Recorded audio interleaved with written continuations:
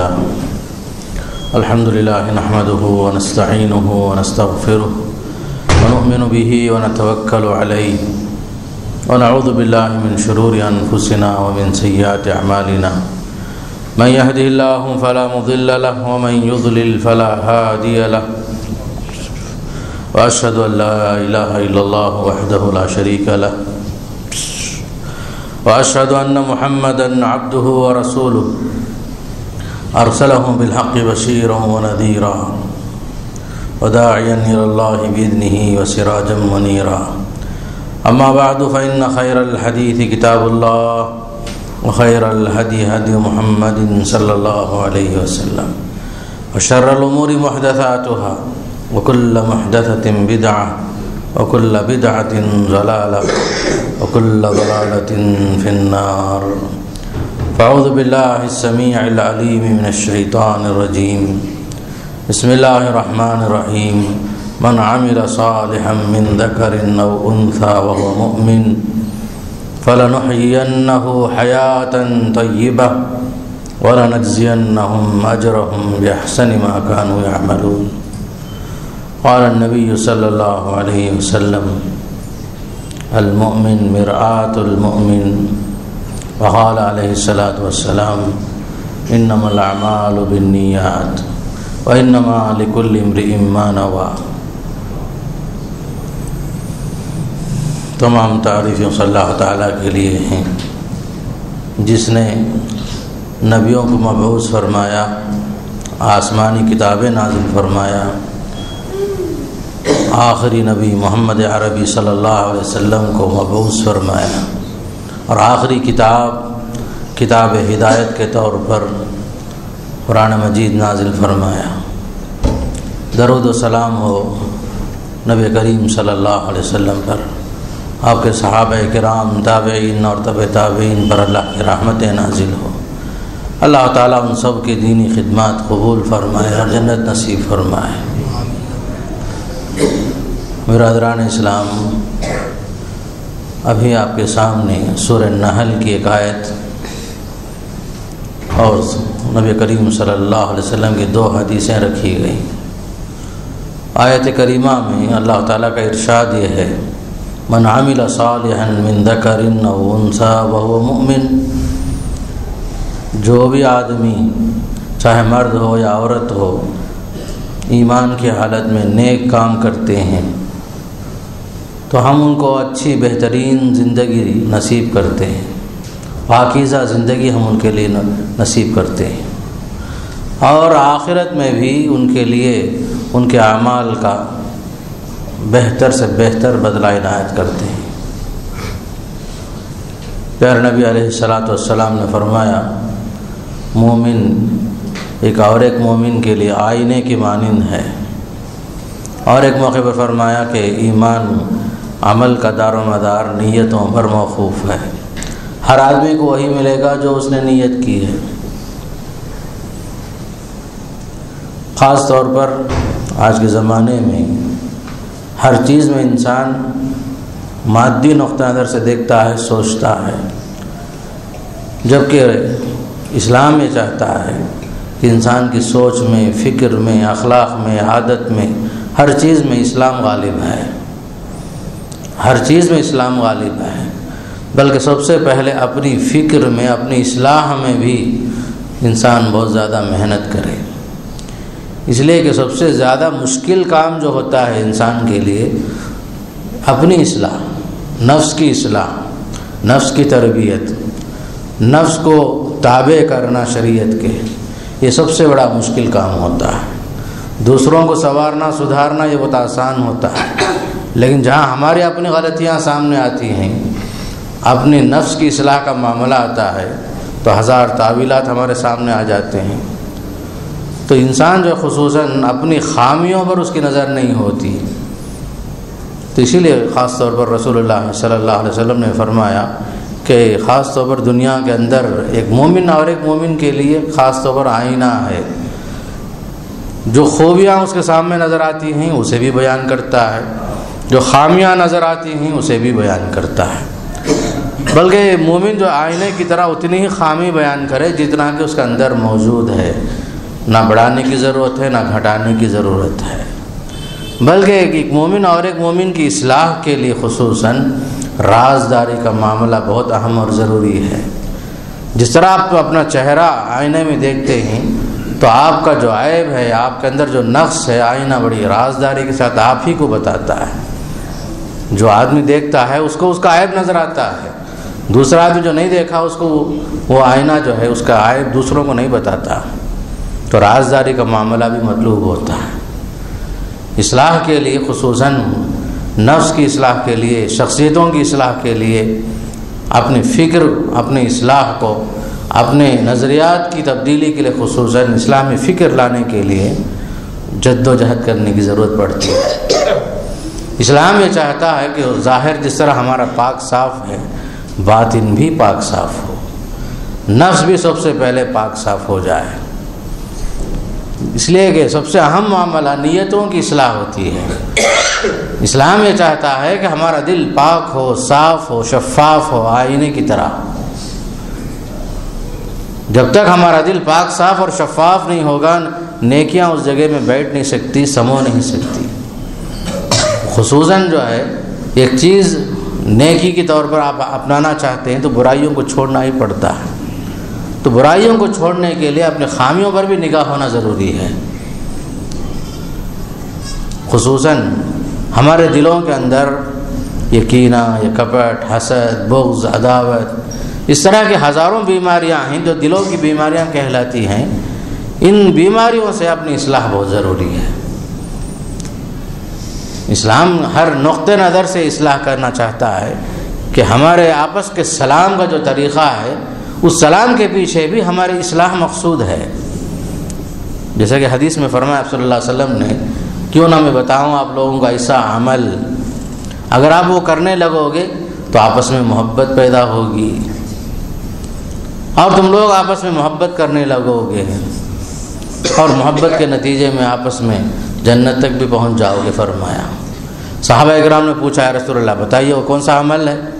تو آپ نے فرمایا کہ جو ہے سلام کرو، سلام کو عام کرو، سلام سے محبت پیدا ہوگی اور الفت اور محبت کا ماحول پیدا ہوگا، دلوں کا کینہ، کپٹ، حسد، بغض یہ سب دور ہو جائے گا۔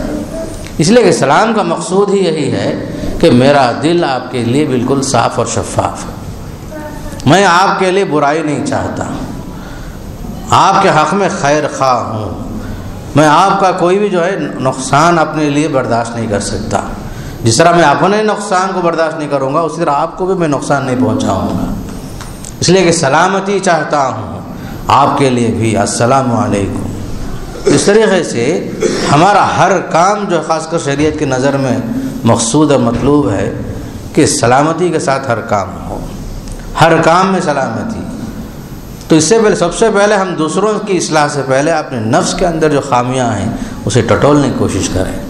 اس لیے کہ یہ کینہ، کپٹ، حسد جب تک ہوتا ہے تو ہمارے ماحول میں، ہمارے گھروں میں، ہمارے معاشرے میں، ہمارے کمپنیوں میں، جہاں جہاں بھی انسان مل جل کر رہتا ہے، ان تمام مقامات میں سلامتی ہو ہی نہیں سکتی۔ خصوصاً جو ہے اس کینے کی وجہ سے، بغض کی وجہ سے دلوں میں جو رنجشیں جو ہوتی ہیں، اس کی وجہ سے کوئی کام صحیح نہیں ہو سکتا، نہ گھر کا ماحول صحیح امن اور سلامتی کے ساتھ ہو سکتا، نہ کوئی فیکٹری کا کام صحیح معنی میں ہو سکتا ہے، بلکہ خصوصاً نیکیوں کو کھا جانے والا عمل ہے یہ کینہ، کپٹ۔ دوسرے الفاظ میں حسد بھی بولی۔ حسد کیا ہے؟ دوسروں کی نیکیوں کو دیکھ کر جلنا، دوسروں کی صحت پر، دوسروں کی دولت پر، دوسرے کے علم پر، دوسروں کی صلاحیت پر یا دوسروں کی صالحیت پر، ہر طریقے سے انسان ایک دوسرے کے خلاف جو ہو جاتا ہے، وہی حسد ہے، وہی کینہ کپٹ۔ اس کا نتیجہ بہت برا ہوتا ہے۔ ایک گھر کے دو بچے ہیں، ایک حابیل ہے، ایک قابیل ہے، آدم علیہ السلام کی اولاد میں، تو ایک کا صدقہ قبول ہوتا ہے، دوسرا کا صدقہ قبول نہیں ہوا۔ ایک کی نیت اچھی تھی، دوسرے کی نیت اچھی نہیں تھی۔ قابیل کا صدقہ جو ہے قبول نہیں ہوا، حابیل کا صدقہ قبول ہو گیا، تو قابیل کینہ کپٹ میں آ گیا، موقع کی تلاش میں رہا، قتل کر کے ہی چھوڑ دیا۔ لاقتلنک، باقاعدہ اس نے دھمکی دے کر قتل ہی کر دیا۔ یہ کیوں؟ رنجشیں، دلوں میں خامخواہ کی حسد، بغض، دلوں کا صاف نہیں ہونا نیکی کے معاملے میں کہ ایک کا صدقہ قبول ہوا ایک کا نہیں ہوا، تو نیکی بعد مرتبہ کسی کا اللہ کے پاس مقبول ہو جاتی ہے اس کے حسن نیت کی وجہ سے، لیکن یہ بھی رہا نہیں گیا، قابل نے حابیل کو قتل ہی کر دیا۔ یوسف علیہ السلام کا واقعہ مشہور ہے، وہاں بھائیوں کے درمیان جو کینہ کپٹ جو پیدا ہوا، کیا بھیا والد صاحب یوسف علیہ السلام سے زیادہ محبت کرتے ہیں یعقوب علیہ السلام، اس کے اندر حسد کا جذبہ پیدا ہوا، کینہ کپٹ، باقاعدہ پلاننگ ہوئی، پروگرام بنائے، قتل کی سازشیں ہوئی، آخر کار کسی کا مشورہ یہ ہوا قتل کرنے کی ضرورت نہیں ہے، لے جا کر کے دور کنویں میں پھینک دو۔ عملاً ہوا بھی ایسی طرح۔ دیکھیے کتنا خطرناک معاملہ ہے کہ دلوں کا صاف ہونا، کہ والد جو ہے کسی سے محبت کرتے ہیں، کسی سے زیادہ محبت کرتے ہیں، کوئی بچہ کچھ عزیز ہوتا ہے والد کے سامنے، ماں باپ کے سامنے، اس کی صلاحیت کی وجہ سے، یا اس کے بچپن کی اس کا چھوٹا ہونا کسی کو عزیز لگتا ہے، تو اس طرح کی بات سیدھا ایسی ہوتی ہیں کہ چھوٹی چھوٹی چیز کو آدمی بنیاد بنا کر، رائی کو پہاڑ بنا کر کے آخر کار نتیجہ جو ہے قتل کی نوبت تک آ جاتی ہے، قتل کی سازشیں کرنے کی باقاعدہ پلاننگ چلنا شروع ہو جاتا ہے۔ تو اسلام یہ چاہتا ہے کہ ہمارا دل پاک صاف ہو، اسی لیے کہا بولے رسول اللہ صلی اللہ علیہ وسلم المومن مرآۃ المومن، ایک مومن اور ایک مومن کی اصلاح کی کوشش کرے، اس لیے کہ دل اتنا جلدی جو ہے گندا ہو جاتا ہے، میلا ہو جاتا ہے، اس کے اندر برے اثرات اثر کرتے ہیں کہ جو انسان اس کے اندر جو صفات اچھے ہونے چاہیے غلط قسم کی صفات اندر آ جاتی ہیں، اس لیے فوراً اصلاح کی ضرورت پڑتی ہے۔ اسی لیے کیا فرمایا المومن مرآۃ المومن، ایک مومن اور ایک مومن کے لیے بالکل آئینہ ہے، ہر ایک دوسرے کی اصلاح کی فکر کرے۔ اگر کوئی آدمی ہماری خامیوں کو بیان کرتا ہے تو اسے برا ماننے کی ضرورت نہیں ہے، دوسروں کی برائیاں جب بیان کرتے ہیں تو لوگ خوش ہو جاتے ہیں، جب آپ سے یہ کہا جاتا ہے یا مجھ سے کہا جاتا ہے کہ آپ کے اندر یہ خامیاں ہیں، سب سے پہلے غصہ آ جاتا ہے، یہ سب سے پہلی کمزوری ہے ہماری، ہم جو ہے اپنی اصلاح کی کوشش ہی نہیں کرنا چاہتے اور سننا بھی نہیں چاہتے، یہ ہماری فطرت بن گئی ہے۔ حالانکہ جو آدمی ہماری خامیاں بتاتا ہے صحیح معنی وہ مخلص ہے، اگر وہ اخلاص کے ساتھ بتا رہا ہے اور ہماری اصلاح چاہتا ہے تو صحیح معنی میں وہ آدمی اپنی جگہ مخلص ہے، ہمارا خیر خواہ ہے، برا ماننے کے بجائے اس کا شکریہ ادا کرنے کی ضرورت ہے، ہمارے اندر یہ وسعت نظری کی ضرورت ہے، تحمل کی ضرورت ہے۔ تو یہ چیز جب پیدا ہو جاتی ہے ہمارے اندر ایک دوسرے کی خیر خواہی، اس لیے حدیث میں بھی آئے گا دین والنصیحہ، دین کیا ہے نام میں؟ خیر خواہی کا نام، ایک دوسرے کا بھلا چاہنا، ایک دوسرے کے حق میں نفع چاہنا، ایک دوسرے کو نفع پہنچانے کی کوشش کرنا، اس کا نام دین ہے۔ دین خیر خواہی کا نام ہے کہ ہمارے دنیا بھی اچھی ہو، آخرت بھی اچھی ہو، اور دنیا میں ہمارا نام بھی اچھا ہو، آخرت میں اس سے اچھا نام ہو، اس سے اچھا بدلہ مل جائے، نیکی کا صلہ دنیا میں بھی ملے آخرت میں بھی ملے، یہ ہر انسان کی تمنا ہے۔ لیکن انسان ٹھوکر کہاں کھاتا ہے؟ اپنے نفس کی اصلاح کے بجائے اپنے نفس کی خامیاں جب بیان کی جاتی ہے غصے میں آ جاتا ہے۔ یہ سب سے بڑی اہم کمزوری ہے جو ہماری ہے، اس کا اعتراف ضروری ہے۔ تو اسی لیے اللہ تعالیٰ نے صاف فرمایا وَنَفْسٍ وَمَا سَوَّاهَا فَأَلْهَمَهَا فُجُورَهَا وَتَقْوَاهَا، خاص طور پر نفس انسانی کے اندر دونوں چیزیں ہیں، اللہ نے رکھی ہیں، بھلائیاں بھی رکھی ہیں، برائیاں بھی رکھی ہیں، لیکن کامیاب انسان کون ہے؟ قد افلح من زکاها، کامیاب ہو گیا وہ شخص جس نے اپنے نفس کی اصلاح کر لی، نفس کی خامیوں پر نظر رکھا اور نفس کی ایک ایک خامی کو جو ہے دور کرنے کی پوری کوشش کرتا رہا، وہ شخص کامیاب ہو گیا۔ فرمایا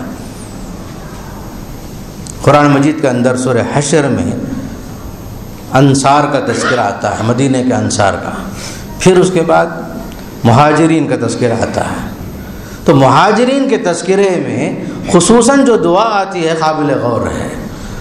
مہاجرین سے پہلے انصار کا تذکرہ آیا اس لیے کہ انصار نے مہاجرین کو پناہ دی، پناہ دیے، مدینے میں رکھے، اپنے اہل و عیال کے ساتھ ان کو بھی ایک فرد شمار کر کے بھائی چارے کی قائم ہوئی، تجارت کی ضرورت پڑی تو انہوں نے ساتھ دیا ان لوگوں کا، گھر میں رہنے کے لیے انتظام کر دیے، شادی کی ضرورت پیش آئی تو باقاعدہ انہوں نے شادی کا انتظام بھی کر دیا، بلکہ اجنبی پن جو ہے اسے ختم کر کے انصار نے مہاجرین کو مکمل طور پر خیر خواہی کرتے رہے۔ تو اس کا نتیجہ یہ ہوا کہ انصار کے بعد مہاجرین جب آتے ہیں تو ان کا تذکرہ، انصار کا تذکرہ ذکر خیر کے ساتھ کرتے ہیں. والذین جاءوا من بعدهم یقولون ربنا اغفر لنا ولاخواننا الذین سبقونا بالایمان. وہ لوگ جو انصار کے بعد آئے وہ اپنے بھائیوں کے حق میں دعائے خیر کرتے ہیں، اللہ ان سب کو معاف فرما جو ہم سے پہلے مسلمان ہوئے. اور انہوں نے باقاعدہ ہم سب کو جو ہے اچھے انداز سے دیکھا اور ہماری خیر خواہی کی. وَلَا تَجْعَلْ فِي قُلُوبِنَا غِلًّا لِّلَّذِينَ آمَنُوا. تو یہاں ایک اہم دعا یہ کرتے ہیں، اے اللہ ہمارے دلوں میں ایمان والوں کے خلاف کوئی کینہ، کپٹ، رنجش کچھ بھی نہ رکھ. وَلَا تَجْعَلْ فِي قُلُوبِنَا غِلًّا، ہمارے دلوں میں کینہ کپٹ نہ رکھ ان لوگوں کے خلاف جو ہمارے بھائی ہیں. اس لیے کہ انسان ہے، کمزوریاں ہیں اس کے اندر، خوبیاں بھی ہیں، خامیاں بھی ہیں انسان کے اندر. نفس انسانی سب سے بڑا دشمن ہے انسان ہی کا. اسی لیے دعا کرتے ہیں وَلَا تَجْعَلْ فِي قُلُوبِنَا غِلًّا لِّلَّذِينَ آمَنُوا. پروردگارا ہمارے دلوں میں ان کے خلاف ذرا بھی کینہ کپٹ پیدا نہ کر. اس لیے کہ کینہ کپٹ کی وجہ سے نیکیاں ضائع ہو جاتی ہیں. ان الحسد یاکل الحسنات کما تاکل النار الحطب. فرمایا آپ صلی اللہ علیہ وسلم نے کہ حسد کی وجہ سے نیکیاں برباد ہو جاتی ہیں.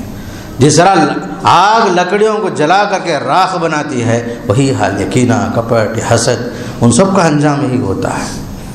تو ہمارے گھروں کے اندر بھی، ہمارے ماحول میں بھی، ہمارے معاشرے کے اندر بھی ہمارا دل آپس میں دوسرے کے لیے پاک ہو، صاف ہو، شفاف ہو، بالکل آئینہ ہو.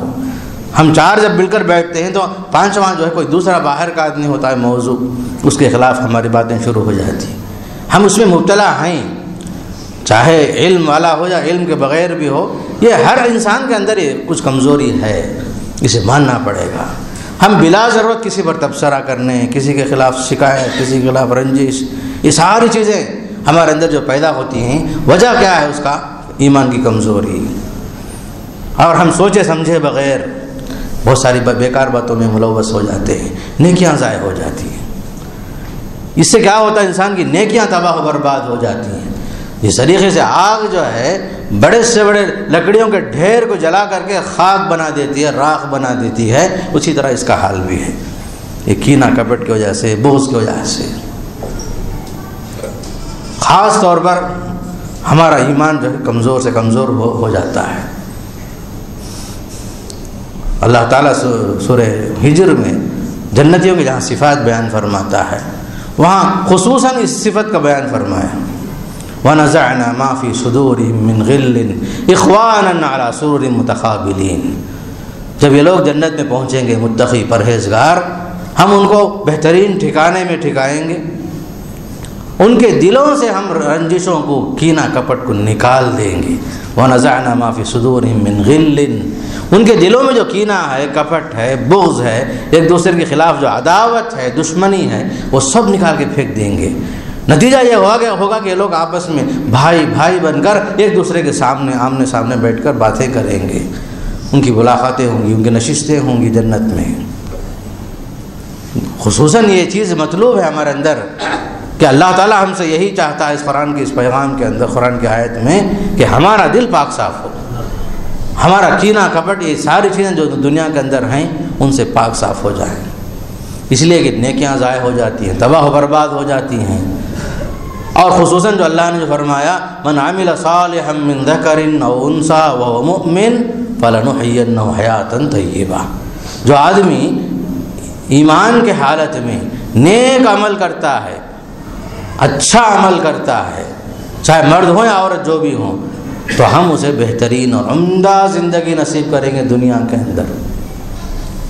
دو چیزیں بیان کی گئی، صلہ آپ کو دنیا میں بھی ملے گا اور آخرت میں بھی ملے گا، خصوصاً نیک عمل کرنے کی وجہ سے. اچھا عمل، حسن عمل جو ایمان کے ساتھ جو مطلوب ہے، اس کے اندر یہ تمام چیزیں مطلوب ہیں. خصوصاً ہمارا دل پاک ہو، صاف ہو، کسی کے خلاف کوئی دشمنی نہ ہو، رنجشیں نہ ہوں. اگر کوئی کچھ دیر کے لیے آدمی کو ایک دوسرے کے خلاف کچھ ہو بھی جائے تو رفع دفع کا معاملہ ہو جائے، معافی کا معاملہ ہو جائے. غصے کو برداشت کرنے والوں کی اللہ تعالیٰ نے بڑی تعریف بیان فرمائی، والکاظمین الغیظ والعافین عن الناس واللہ یحب المحسنین. اللہ والے کچھ اس طرح بھی ہیں جو غصے کو برداشت کر لیتے ہیں اور لوگوں کو معاف بھی کر دیتے ہیں۔ واللہ یحب المحسنین، نیکوکاروں کو اللہ پسند کرتا ہے۔ فرمایا نیکی جو کبھی ضائع نہیں کرتا اللہ تعالیٰ، ان اللہ لا یضیع اجر المحسنین، نیکی کرنے والے، ایک دوسرے کو برداشت کرنے والے، ایک دوسرے کے خامیوں پر پردہ ڈالنے والے اور اپنے دلوں کی اصلاح کرنے والے، یہ سب جو ہے نیکی کرنے والوں میں شامل ہو جاتے ہیں۔ تو نیکی کا صلہ ہم ضائع نہیں کریں گے۔ فرمایا ان اللہ لا یضیع اجر المحسنین۔ تو اس کے لیے خصوصاً ایک اہم چیز کی ضرورت ہے، اس کی طرف بھی قرآن اشارہ کرتا ہے، انہ من یتقی ویصبر، تقوی اور صبر کی ضرورت ہے آج کے زمانے میں۔ من یتقی ویصبر، تقوی کی زندگی مطلوب ہے اور صبر مطلوب ہے۔ من یتقی ویصبر فإن اللہ لا یضیع اجر المحسنین۔ تو تقوی کے ساتھ اللہ کا ڈر ہمارے دلوں میں ہو کہ ہماری ہر بات نوٹڈ ہے، ہماری ہر حرکت نوٹڈ ہے، ہم ایک دوسرے کے خلاف جو بولتے ہیں، ایک دوسرے کے خلاف ہمارے دلوں میں رنجشیں ہیں، ہر چیز کا علم اللہ کو ہے۔ یعلم خائنۃ الاعین وما تخفی الصدور، اللہ تعالیٰ آنکھوں کی خیانت سے واقف ہے، تمہارے دلوں میں جو رنجشیں ہیں اس سے بھی واقف ہے۔ تم دلوں میں جو رازیں چھپا کے رکھے ہو، ایک دوسرے کو نقصان پہنچانے، ایک دوسرے کے خلاف بغض، عداوت، خواہ جو ہے لوگوں کو آپس میں ملانے کے بجائے لڑانے کی کوشش کرنا، رشتوں کو کاٹنے کی کوشش کرنا، پارٹنروں کو جدا کرنے کی کوشش کرنا، ہر قسم کی جو بری خصلت جو انسان کے دلوں کے اندر راز کی شکل میں جو رکھا ہے انسان، اس سے اللہ واقف ہے۔ یعلم خائنۃ الاعین وما تخفی الصدور، اچھی باتیں بھی ہیں اسے بھی اللہ جانتا ہے، بری باتیں جو دل میں ہیں اسے بھی اللہ جانتا ہے تو اس کے ساتھ اس کے لائق سے بدلہ بھی دے گا۔ اچھا عمل کریں گے تو اچھا بدلہ ضرور ملے گا، برا عمل کریں گے، بری نیت رکھیں گے، اس کا بھی صلہ ملے گا ہی۔ فَأَمَّا الَّذِينَ آمَنُوا وَعَمِلُوا الصَّالِحَاتِ فَيُوَفِّيهِمْ أُجُورَهُمْ وَيَزِيدُهُم مِّن فَضْلِهِ۔ اس آیت میں ایک اور خوشخبری دی گئی، جو اہل ایمان ہیں، نیک کام بھی کرتے ہیں، ایمان بھی ہے، عمل صالح بھی ہے، تو اللہ تعالیٰ ان کا بدلہ دے گا، بدلے کے ساتھ کچھ مزید اضافے کے ساتھ بھی دے گا۔ وَيَزِيدُهُم مِّن فَضْلِهِ، بشرطے کہ ایمان کے ساتھ حسن عمل ہو، ہماری نیتیں اچھی ہو، ہمارا دل صاف ہو، ہم ایک دوسرے کے خلاف کبھی نہ سوچیں۔ اس لیے کہ حدیث میں یہ بھی آتا ہے، لا یؤمن احدکم حتی یحب لاخیہ ما یحب لنفسہ، تم میں سے کوئی آدمی کامل مومن ہو نہیں سکتا جب تک کہ وہ اپنے بھائی کے لیے وہی نہیں سوچتا جو اپنے لیے سوچتا ہے۔ آپ اپنے بھائی کے لیے وہی سوچیں جو اپنے لیے چاہتے ہیں، جو آپ اپنے لیے خیر چاہتے ہیں وہی خیر اس کے لیے بھی چاہنا، جو برائی آدمی اپنے لیے پسند نہیں کرتا دوسروں کے لیے بھی نہیں چاہنا۔ تو خیر خواہی مطلوب ہے اپنے مومن بھائیوں کے لیے، معاشرے کے لیے، مسلم قوم کے لیے خصوصاً جو ہے یہ چیز مطلوب ہے، دلوں کا پاک صاف ہونا۔ ایک صحابی رسول اللہ صلی اللہ علیہ وسلم کی خدمت میں حاضر ہوئے، اندر آنے سے پہلے ہی رسول اللہ صلی اللہ علیہ وسلم نے صحابہ سے فرما دیا، اگر آپ کو دیکھنا ہے جنتی شخص کو دیکھو، فلاں صاحب جنتی ہیں، خوشخبری سنائے جنت کی۔ محفل میں بیٹھے ہوئے ایک صحابی کو جستجو پیدا ہوئی، آخر کون سا عمل ہے جو صحابی کرتے ہیں ہم لوگ نہیں کرتے۔ ان کے پیچھے لگ گئے، آہستہ رازداری کے ساتھ ان کا پیچھا کرتے رہے، 1 دن ہوا، 2 دن ہوا، 3 دن ہوا، دیکھتے رہے، لیکن کوئی فرق محسوس نہیں ہوا کہ ہمارا عمل وہی ہے جو ان کا عمل ہے۔ باقاعدہ فرضوں کی پابندی کرتے ہیں، سنن کی پابندی کرتے ہیں، وقت پر آتے ہیں، وقت پر جاتے ہیں، اس طرح کی کوئی چیز نظر ہی نہیں آئی۔ پریشان ہو گئے وہ صحابی، کس وجہ سے اللہ کے رسول صلی اللہ علیہ وسلم نے اس صحابی کو خصوصاً فرمایا کہ جنتی کو دیکھنا ہے تو اسے دیکھ لو بھائی۔ آخر کار بیچارے پیچھے جو ہے تیسرے دن پہنچ ہی گئے ان کے پاس، جا کر بولے میں اللہ کا واسطہ دے کر پوچھتا ہوں آپ کون سا عمل ایسا کر رہے ہیں جو ہم نہیں کر رہے ہیں؟ آپ کے لیے اللہ کے رسول نے یہ خوشخبری سنائی کہ آپ جنتی ہیں، اللہ آپ کو جنت میں داخل کرے گا۔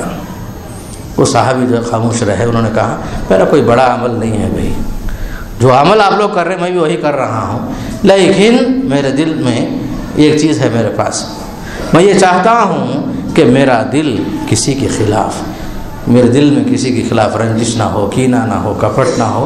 میں اس کے لیے اللہ سے ہمیشہ یہی دعا بھی کرتا ہوں، کوشش بھی کرتا ہوں کہ میرے دل میں کسی کے خلاف کوئی شکایت نہ ہو۔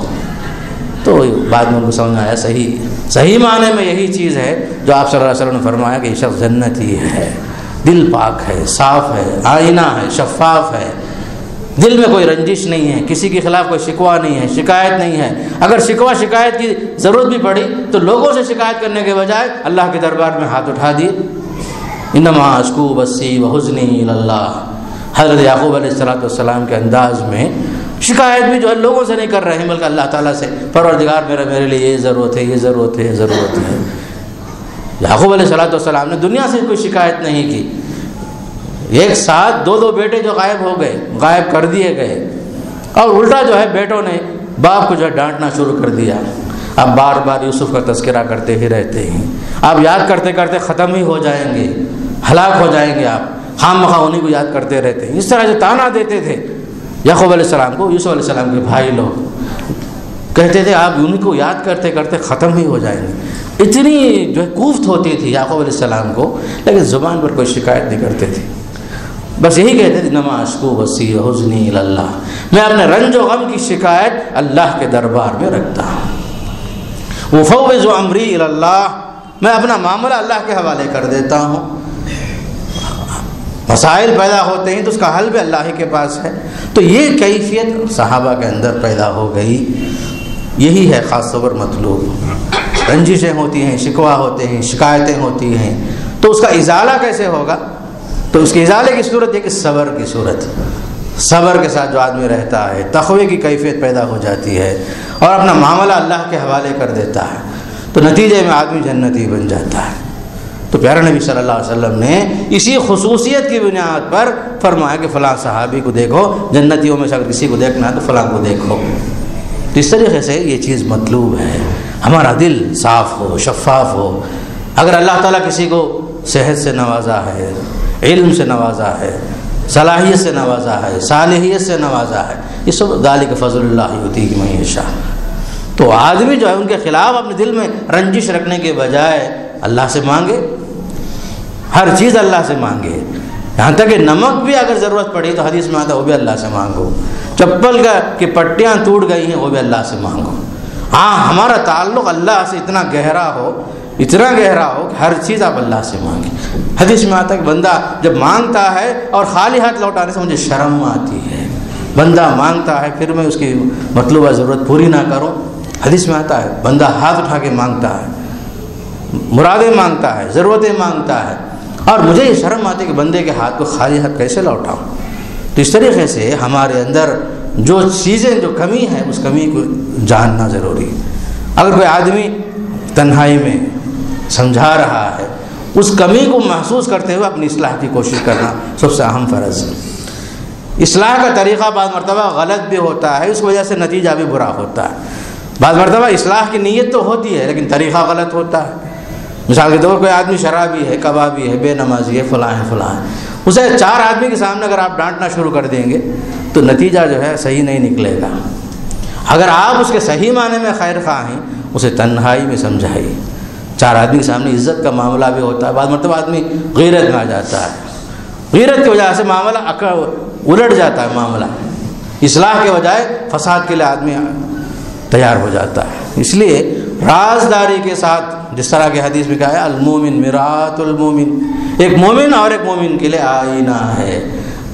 اپنے اندر خامی کی اصلاح یا آئینہ جو ہے بڑے رازداری سے کرتا ہے، خاموشی سے کرتا ہے، چیختا نہیں ہے، چلاتا نہیں ہے، بڑے آہستہ آہستہ اشارے کنائے سے بتا دیتا ہے۔ تو اس طرح ہم اپنے آپس کے اصلاحات کے لیے بھی اس آئینے کی طرح جو ہے سوچیں۔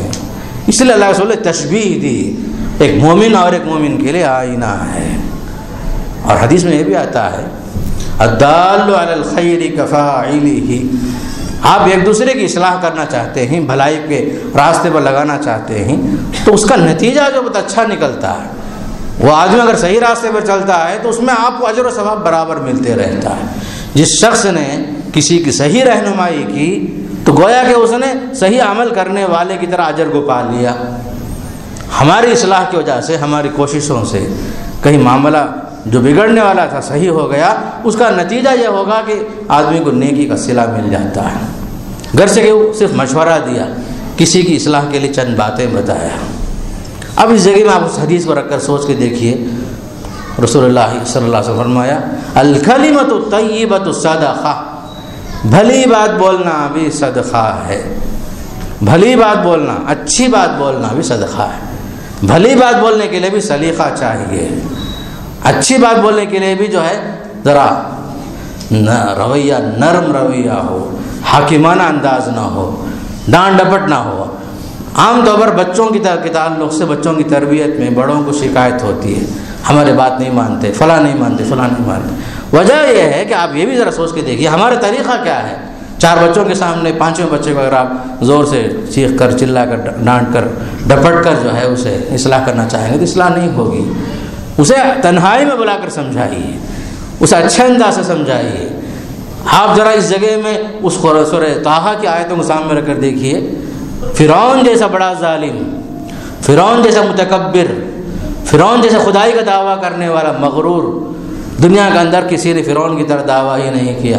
انا ربکم الاعلیٰ، اس نے کہا میں تمہارا سب سے بڑا رب میں ہی ہوں۔ تو ایسے مغرور ظالم متکبر کے پاس موسیٰ علیہ السلام کو بھیجا جا رہا ہے۔ ذرا سوچ کر دیکھیے کتنی بڑی اہم آیت ہے۔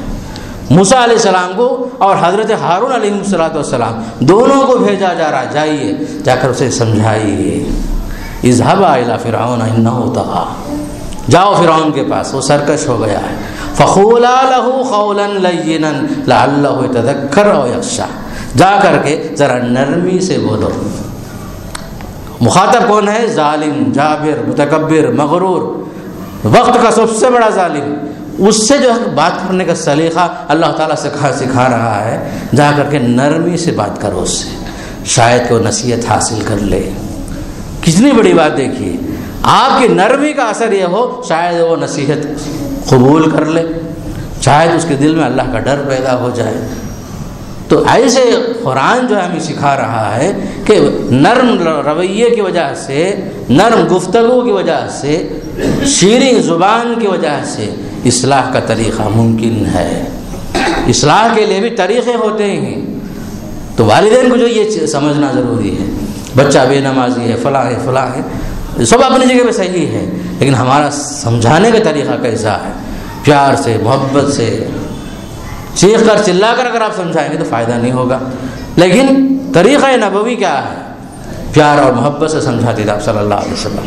ہر چیز کے اندر اصلاح کا جو طریقہ ہے وہ بھی نبوی طریقہ ہو جائے، اس کے بڑے فائدے ہو جاتے ہیں۔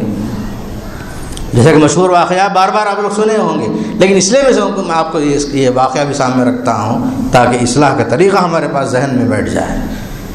ایک دیہاتی آتے ہیں مسجد میں، بھری محفل میں پیشاب کرنا شروع کر دی مسجد کے اندر، تو لوگوں نے ڈانٹنا شروع کیا، مسجد میں آ کے پیشاب کر رہے ہیں آپ، اپنے اپنے الفاظ میں، اپنے اپنے انداز سے سب نے ڈانٹنا شروع کیا، روکنا شروع کیا۔ تو اللہ کے رسول صلی اللہ علیہ وسلم نے فرمایا چھوڑ دو ان کو، اس لیے کہ زمین کچی زمین تھی، پیشاب بھی کر رہے تھے، آپ نے منع کر دیا۔ پیشاب کرنے والے کو پیشاب کرنے دو، فارغ جب ہو گئے پیشاب سے تو آپ صلی اللہ علیہ وسلم فرمایا کہ ایک ڈول پانی لا کر اسے بہا دو۔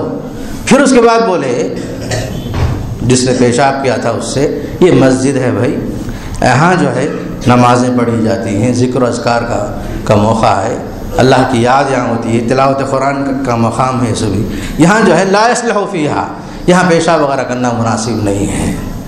تو اس کا نتیجہ یہ ہوا کہ ان کے اندر بات سمجھ میں آ گئی، اور لوگوں نے جو ڈانٹنا ڈپٹنے کا انداز کو اپنایا تھا انہوں نے اسے برا کیا، اسے برا جانا انہوں نے۔ تو نتیجے میں کیا ہوا کہ آئندہ سے انہوں نے اصلاح کر لی، اپنی اصلاح کر لی۔ حالانکہ معاملہ خطرناک ہی تھا، مسجد میں آنا، پیشاب کرنا یہ کوئی اچھی چیز تو نہیں تھی، لیکن آپ نے جس انداز سے سمجھایا وہ آدمی فوراً سمجھ جاتے ہیں۔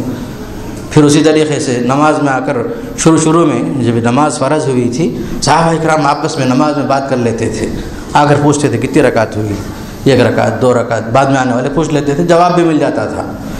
کوئی نماز میں چھین دیتے تو جواب بھی دیتے تھے نماز میں ہی، شروع میں تھا ایسا۔ تو ایک صحابی کو معلوم نہیں تھا کہ بعد میں اللہ تعالیٰ نے نماز میں بات کرنے سے منع کر دیا ہے۔ تو نماز کے دوران ہی ہیں ایک صحابی آ کر کسی نے چھین دیا، تو چھین کا جواب انہوں نے یرحمک اللہ بول کر نماز کے دوران ہی دے دیے۔ صحابہ اکرام نے ان کو خاموش کرنے کی بڑی کوشش کی نماز کے دوران ہی۔ تو نماز سے جب فارغ ہوئے اللہ کے رسول صلی اللہ علیہ وسلم، تو آپ نے پوچھا کس نے اس طرح کی حرکت کی؟ کہا یا رسول اللہ فلاں صاحب نے جو ہے نماز میں یرحمک اللہ کہا، اور دوسرے حضرات جو ہیں ڈانٹنے ڈپٹنے کے انداز میں انہوں نے روکنے کی پوری کوشش کی. بعض لوگ ران پر مار مار کر کے خاموش کرانے کی کوشش کر رہے تھے. حدیث میں پورے الفاظ آئے ہیں. تو بعد میں آپ نے فرمایا دیکھو بھائی یہ نماز ہے, نماز میں یہاں لوگوں کی بات چیت کے انداز میں کوئی بات نہیں ہوگی, یہاں صرف تسبیحات ہوں گے, سورہ فاتحہ پڑھیں گے اور اللہ کی بڑائی بیان کریں گے. یہ یرحمک اللہ یہدیکم اللہ ویصلح بالکم وغیرہ نماز میں نہیں ہونا چاہیے. تو وہ صحابی کہتے ہیں میں نے آپ سے بہتر اچھا معلم, آپ سے بڑھ کر اچھا مربی میں نے نہیں دیکھا, جو آپ کے انداز سے, جو آپ جیسا جس نے مجھے سمجھایا ایسا معلم اور مربی میں نے نہیں دیکھا. تو اس کے بعد ان کے اندر اصلاح, وہ اپنی اصلاح کر لیے. تو اس طرح ماں باپ بھی جو ہے اپنے بچوں کی چھوٹی چھوٹی جو غلطیاں ہیں اس کی اصلاح فوراً مطلوب ہے. بعض بچے تاخیر سے گھروں میں آتے ہیں, وہ جاننا ضروری ہے کہ ماں باپ کہ بچے کیوں گھروں میں لیٹ سے آتے ہیں, کہاں سے کہاں رہتے ہیں, ان کا وقت کہاں گزرتا ہے. اسکول جا رہے ہیں تو اسکول کے آنے جانے کا وقت مقرر ہے, شام میں نماز کے بعد جو ہے تاخیر سے آتے ہیں, رات گئے گزارے بہت دیر تک باہر رہ کر آتے ہیں. تو ماں باپ کو جاننا ضروری ہے. اگر بچے کے اندر کچھ خامی ہے تو اس کی اصلاح کی کوشش کرنا, پہلے نرمی سے محبت سے سمجھانے کی کوشش کرنا. اس طرح کی جو چیزیں مطلوب ہیں تب جو صحیح معنی میں اصلاح جو ہے ہماری اصلاح ہوتی ہے, بچوں کی اصلاح ہوتی ہے, گھر والوں کی اصلاح ہوتی ہے. تو اسی طریقے سے برے معاشرے کے اندر اصلاح آتی ہے. تو یہ جو خصوصاً قرآن مجید کے اندر جو آیتیں جو پڑھی گئی ہیں اس میں اللہ تعالیٰ نے فرمایا اگر آپ نیک کام کریں گے, اچھا کام کریں گے, اپنے دلوں کو پاک صاف رکھیں گے, عمل صالح کے اندر یہ بھی شامل ہے, نتیجہ کیا ہوگا؟ فَلَنُحْيِيَنَّهُ حَيَاةً طَيِّبَةً, ہم اچھی زندگی, پاکیزہ زندگی ہم آپ کو دیں گے, اور آخرت میں بھی آپ کے عمل کا اچھا بدلہ ہم آپ کو دیں گے. اور وہ جو حدیث آپ کے سامنے رکھی گئی جس میں آپ نے فرمایا انما الاعمال بالنیات, عمل کا دار مدار نیتوں پر ہے. ہر آدمی کو ملے گا جو اس نے نیت کی.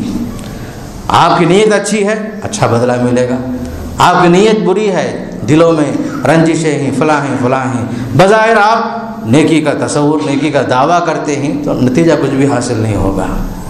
تو ہر چیز میں ہماری نیتوں پر معاملہ ہے. ہماری نیت اچھی ہے تو اچھا صلہ ملے گا, اور نیکی کرنے والوں کا صلہ جو ہے کبھی اللہ ضائع نہیں کرتا. ہر نیکی باقاعدہ نوٹڈ ہے, اس کا ثواب ملنے والا ہے, اور ہر برائی بھی نوٹڈ ہے. اور اصلاح کا طریقہ وہی مطلوب ہے جو اللہ کے رسول صلی اللہ علیہ وسلم نے امت کو جو سکھایا ہے, امت کی جو تربیت فرمائی ہے, اس کے ذریعے سے ہماری ذات کی اصلاح ہوتی ہے, گھر والوں کی اصلاح ہوتی ہے, بچوں کی اصلاح ہوتی ہے, بلکہ پوری دنیا والوں کی اصلاح ہو جاتی ہے.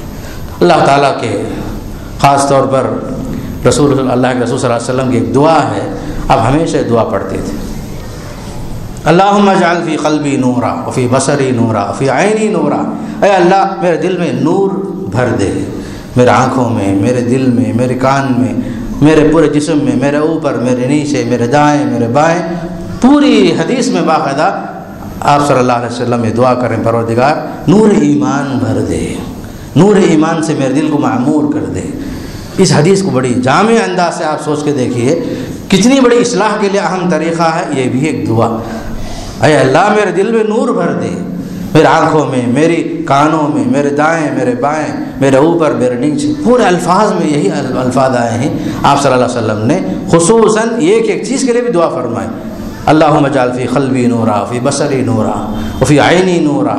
اگر ہم اس دعا کو اگر اسی جامع انداز سے جو حدیث کے الفاظ آئے ہیں اسی الفاظ سے اگر ہم اللہ سے مانگیں گے تو ہماری اصلاح ہو جائے گی, نور ایمان پیدا ہوگا, دلوں میں نور ایمان پیدا ہوگا, بصارت کے ساتھ بصیرت مل جائے گی. بصارت جو ہے آنکھوں کی آنکھوں سے ہم جو دیکھتے ہیں اس کا نام بصارت ہے. دلوں کی اصلاح جو ہوگی اس کو ہم کہتے ہیں بصیرت, نور الہی, نور ایمان. یہ نصیب ہو جائے تو سمجھے کہ ہماری اصلاح ہو جاتی ہے.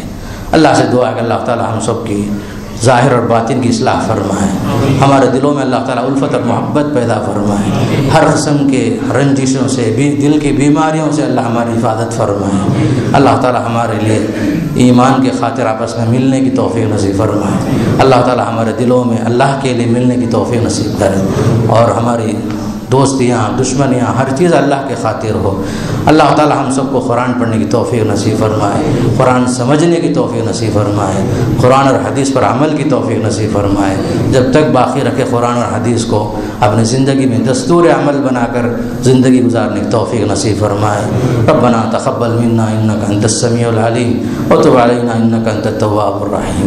بارک اللہ لی ولکم فی القرآن العظیم ونفعنی وإیاکم بالآیات والذکر الحکیم، انہ تعالی جواد کریم ملک قدیم بر رؤوف رحیم ورب حلیم۔